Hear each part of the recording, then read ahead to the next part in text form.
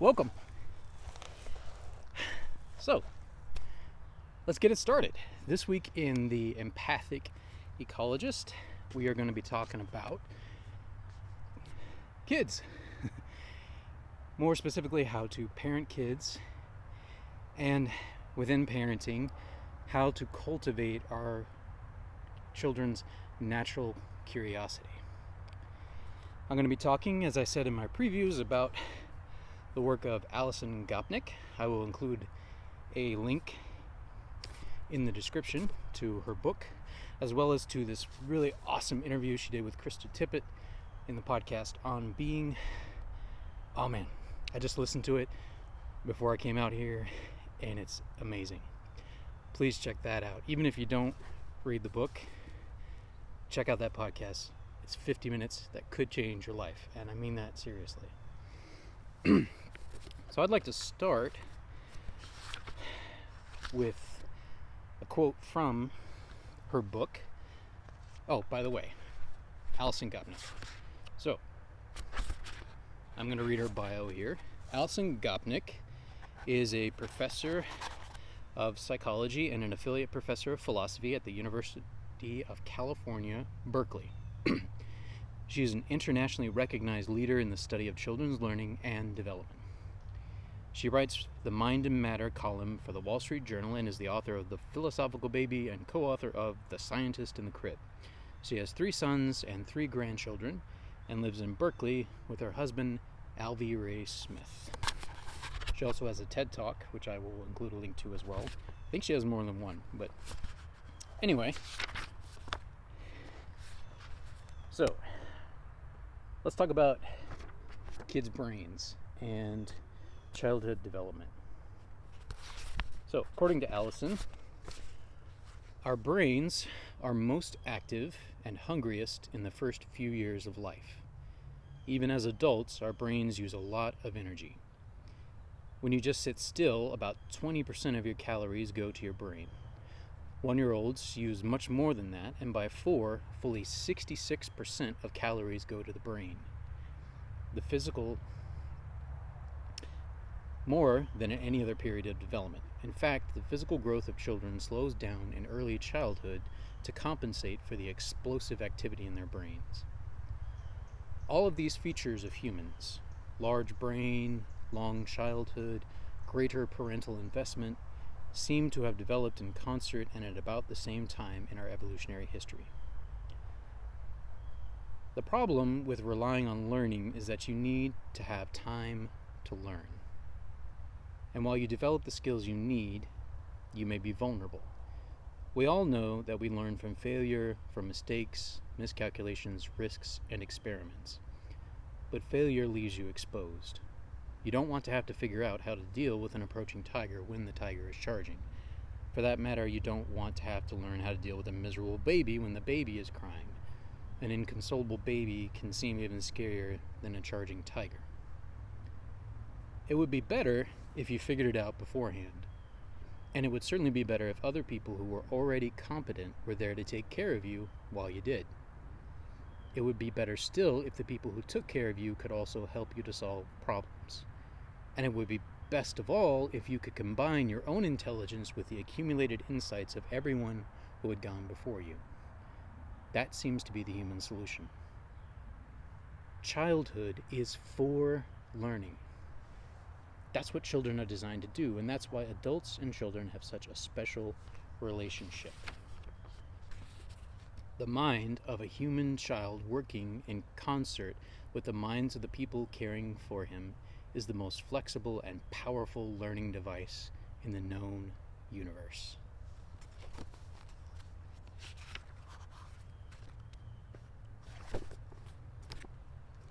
I feel like I have rediscovered learning since I've become a parent.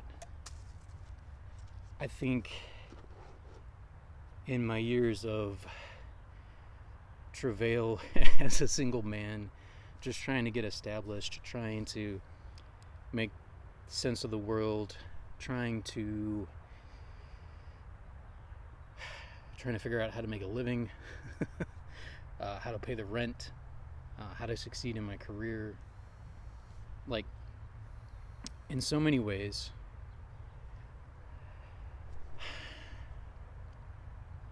I was very focused during that time period, or at least I was trying to learn how to focus, which was often difficult.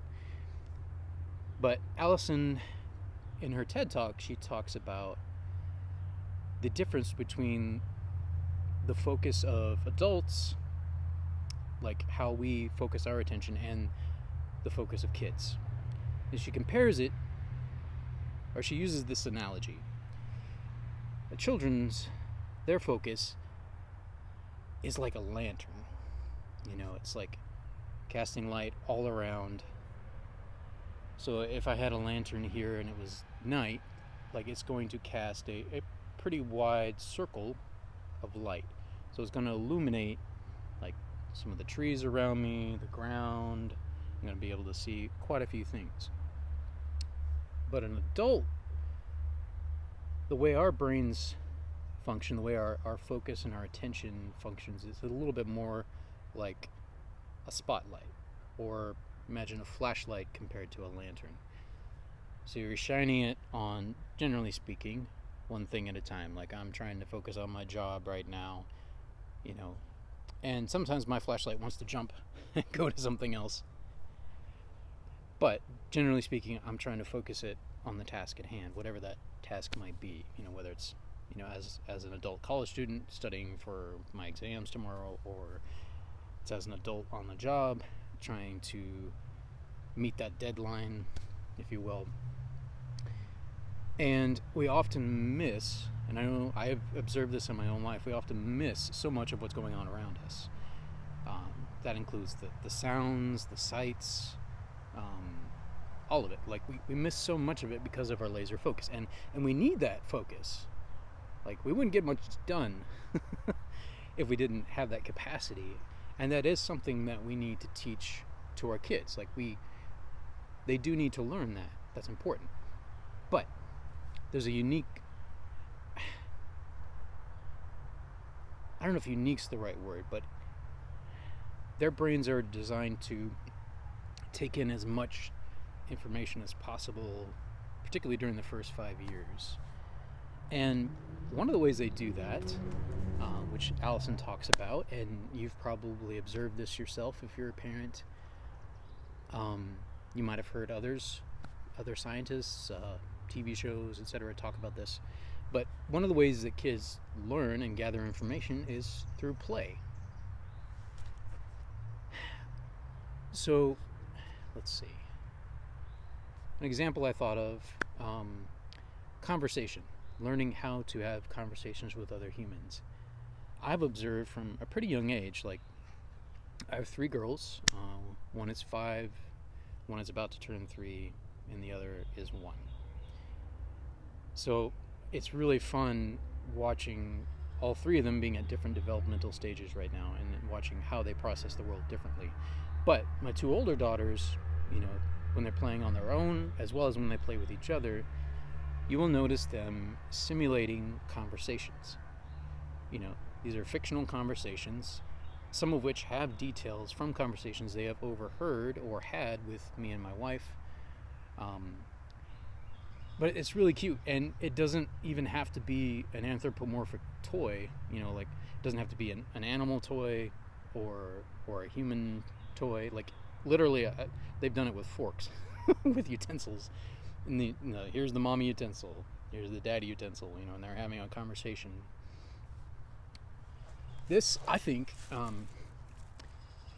it's our kids' way of kind of exploring and learning and practicing for conversation, which is a critical skill, obviously, for human cooperation, for survival.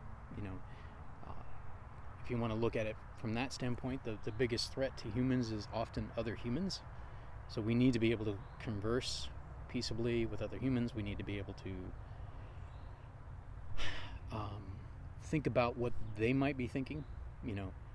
We have I don't know if it's entirely unique in the animal kingdom, because it's hard to gauge that, but we have this amazing ability as humans to, in a sense, project our mind into the mind of someone else. Like we are imagining what that other person might be thinking or feeling in response to our words.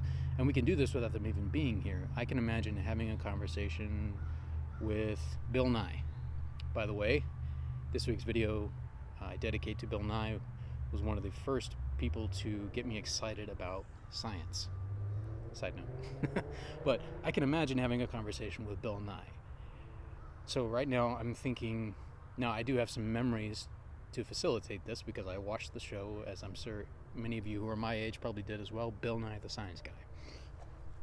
So I can imagine him jumping into the frame, like, how he used to do. He's like, science.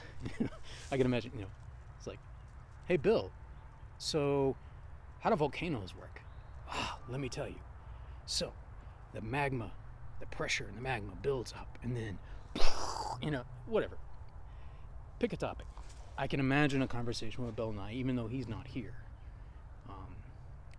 I have enough visual memory of him from watching his TV show back then, as well as a little bit of his newer TV show, Bill Nye Saves the World, I think it's called. It's on Netflix. Anyway, Bill Nye the Science Guy is the classic. I've even watched a couple episodes with my kids that I found on YouTube. It's great. Anyway, I can imagine having a conversation. So our kids are like taking these toys and they're imagining. So that's one way that play can facilitate that. And obviously another way is exploration. Like, which of us haven't, as a kid, like taken all the pots and pans out of the cabinet, and we're like banging on them, exploring different sounds. I mean, you look at our little kids, they're constantly like picking up things and putting it in their mouth. Say, is this food? Is this food? Is this food? And gradually they learn, and we have to tell them no quite a few times.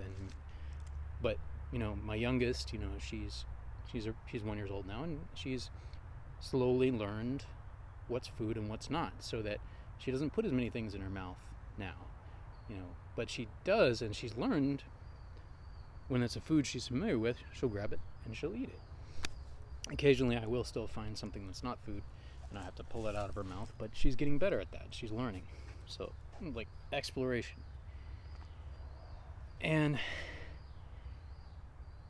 this exploration and this play, we adults can get frustrated with it sometimes. Even though it's really cute, we can get frustrated sometimes because it often makes a mess. But something Alison talks about in her book is that mess may actually be important to helping these kids learn. Believe it or not, it might be more important than trying to have the house clean all the time. Don't quote me on that. But the idea is, like, the kids need to have room to explore. They need to have room for spontaneity. If you try to press them into a mold, press them into too much rigidity, too much structure, between ages 0 and 5, if you try to force them into too much structure, that might actually inhibit their ability to learn. Scientists are finding this out. She talks about that in her book.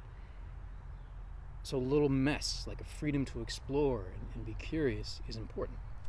Now, within reason, obviously, I think it's still good. At the end of the day, it's like, hey, it's cleanup time. Let's put the toys away, because they do also need to learn organization. They need to learn order.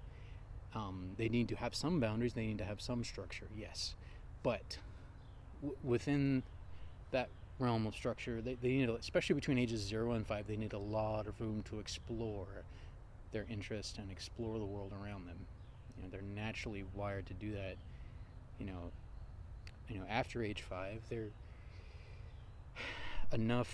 their brain is developed to the point where their prefrontal cortex is starting to work, the command center of the brain, and you see a little bit less desire to explore. So it's really critical for them to gain as much information as they can. So,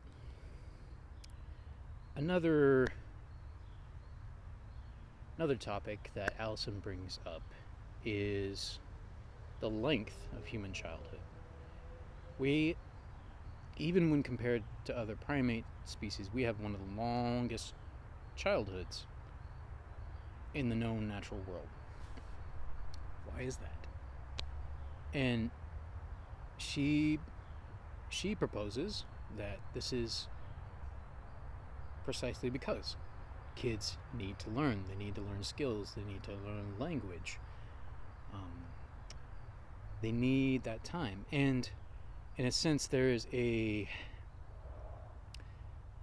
one of the roles we as parents play, which we fall into almost intuitively, is protecting our kids while they explore, while they play. Just think of like being at a playground. Our kids are running off, and climbing all over the playground, sliding down the slides, wanting to run off and climb a tree. They're at the park, what have you. And what are we adults doing? We're watching to make sure they don't put themselves in too dangerous of a situation. Like, if you got a 2-year-old, you don't necessarily want them climbing on the monkey bars because they're probably going to fall and break their arm. You're watching out for sexual predators on the perimeter. Who's that guy? What's he doing there? That woman looks a little weird. What's going on over there? She's yelling really. We're watching out for that. We're trying to protect them. And that becomes almost, really, it comes naturally, at least I've noticed to me. Yes, it's a skill you have to hone, but like those instincts they're there, right? That, in a lot of ways, is our role, to provide a safe environment for them where they can learn and explore the world around them. And they really are like little scientists. They're doing experiments. If you watch the TED Talk that I provide the link to, they show a little 2-year-old there whom they did 4-year-old boy. They did a test with him. They had these 2 electronic devices that were designed to light up when a certain amount of weight or a certain amount of pressure was placed on it. And one of them lit up. The child had to put blocks on it. One of them lit up when there was only 2 blocks on it, and the other had to have at least 4 blocks for it to light up. So you look in the course of this 2 minutes, this little 4-year-old boy, he tries 5 different approaches. In other words, he tests 5 different hypotheses, in an effort to get both blocks to light up. And finally, he figures out how to get the one that needed 4 blocks, needed more weight to light up. He's like, oh, it needed 4 blocks.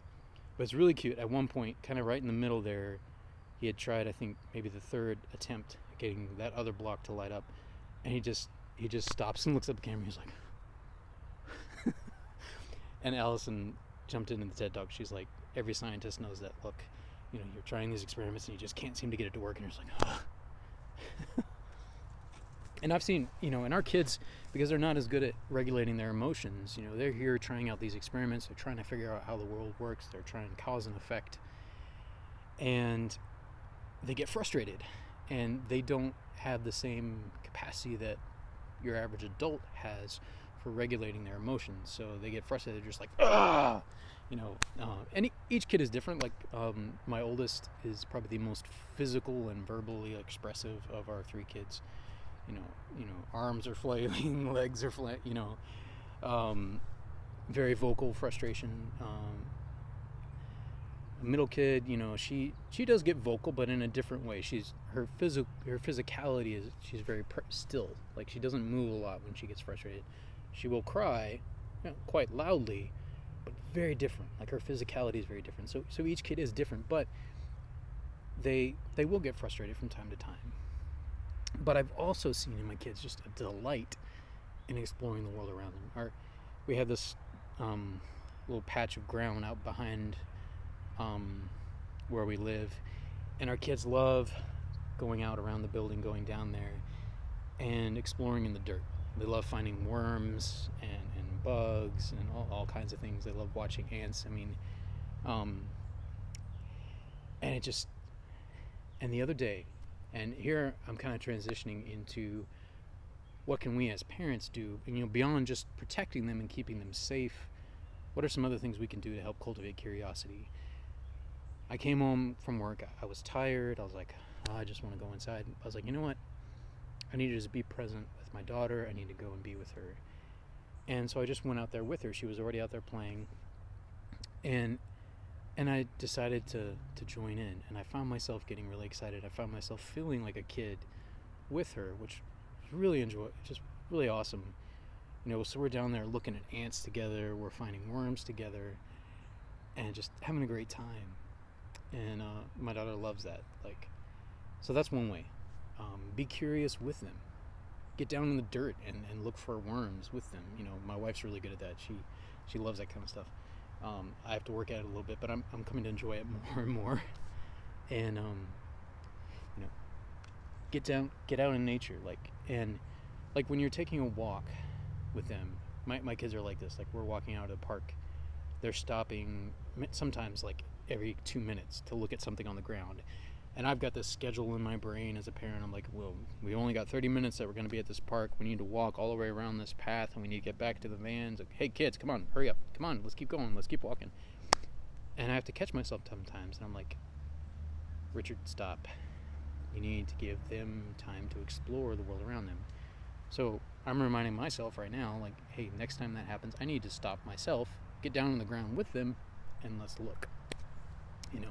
And my oldest, my 5-year-old, she has all kinds of questions. One of her frequent ones is, what are you doing, Dad? I hear that one so often. What are you doing? And I'll tell her, and she's like, why are you doing that? And I get annoyed sometimes, but I'm I realize she's trying to learn about the world. She's trying to figure it out. So answering questions, obviously that's another way. So being curious with them, getting down on your knees, hands and knees in the ground, in the dirt, and examining things with them. That's an important way. Be okay with some mess. Play with your kids. And here's just some ideas for activities. And most parents, you've probably read parenting magazines, had advice from other parents, so this is probably nothing new, but maybe for some of you it is. I don't know. Science museums. Check out and see if your town has a science museum. Maybe it has a membership. Maybe it's free. Go check it out. We took a trip to a science museum just the other week with my 3 kids, and they loved it. They just running all over the place, exploring things. It's great. To the zoo, obviously that's another obvious one, or visiting a farm, seeing the animals. Here's one that could facilitate curiosity about humans: volunteering at a charity. Something that serves or helps other people. And then, of course, you have things like educational television. We watch a lot of PBS Kids at my house. Not so much on the regular TV, but they have an app that has all the most recent episodes from the shows that they have right now on Rudel, I think they call it. And one resource, I'm sharing resources now, resource ideas for you as parents. Obviously, this book, The Gardener and the Carpenter. My wife and I are still going through it. I have not finished it, so I can't 100% recommend it because I have not finished it. But what I've read thus far has been really helpful, as well as just the talks and lectures that I've heard Alison give. KiwiCo. This is something, plug for another YouTube channel, The Cozy Robot Show, hosted by Mike McHargue, otherwise known as Science Mike. He uses KiwiCo with his kids, and it's like a mail order science toy, learning toy subscription service. You sign up, you pay so much a month with the KiwiCo, and every month they send you a new box full of toys that help encourage kids to learn. And you can get some that encourage STEM skills, to help build STEM skills. I think they have artistic ones, etc. There's another idea. Art. Be creative with your kids. Make things with your kids. My wife will come up with crafts for them to do and make together. My wife is a professional artist, and she's really good. Plug for her, Laura Morales Studio. I'm going to put a link in there. But yeah, she's good at coming up with art projects for the kids. So be creative with them. KiwiCo, can help with that, as well as with them learning science and building skills. Bill Nye the Science Guy. Show them some of the old 90s shows. They're really great. They taught me a lot about science. I still remember a lot of the things that I learned from Bill Nye. Seriously, and he was so excited and so enthusiastic about science, PBS Kids app, I mentioned that already. Libraries, come on, almost every city has at least one library. Check and see if they have activities or programs. Our local library, one of our local libraries does. They have weekly activities, not so much during COVID, but I think they will eventually get back to that, but activities with the kids throughout the week that, so that's an option. Books, obviously, reading, that's really important. There's an app we use with our kids called ABC Mouse. You pay an annual subscription fee, and it's, you select, you can do different profiles based on the age of the child, and they give different learning activities, videos, interactive activities, books, all kinds of stuff, and you can get it on an app on your cell phone or on your Fire tablet or your iPad, what have you, or just on a PC. And it's really cool. It helps prepare kids for like preschool, helps to supplement their schooling. So these are just some ideas. So just to summarize, don't overestimate the importance of play. Give your kids space to play with them. Educational TV, that's another. Sit down and watch it with them. Like, you're watching The Wildcrats or Bill Nye the Science Guy. Sit down and watch it with them. Learn with them. And then talk about it. Be curious with them. You're going out on a walk. They want to go look at the ant or the lizard on the ground. Look at it with them. Explore it with them. And be okay with some mess. They need a little bit of mess. Don't be too rigid. Give them some parameters. They do need some parameters. They do need guidance. But within those parameters, give them a lot of room to explore. And then do it with them. Because it's good for you too. So I think that's all I had to say today. And I hope you enjoyed it. I hope it was helpful. And just want to encourage you as parents, hey, keep up the good work. It's one of the most important things you will do in your life. You're helping to raise and to cultivate these human beings, if you will. And honestly, in a lot of ways, they're going to help to raise you too, because they're going to help you grow up as a human and mature. So, and enjoy it,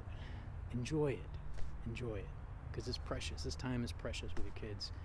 Enjoy it to the fullest and be here, be present. So with that, I'm going to sign off. Peace to you, my fellow humans. Stay curious and be healthy.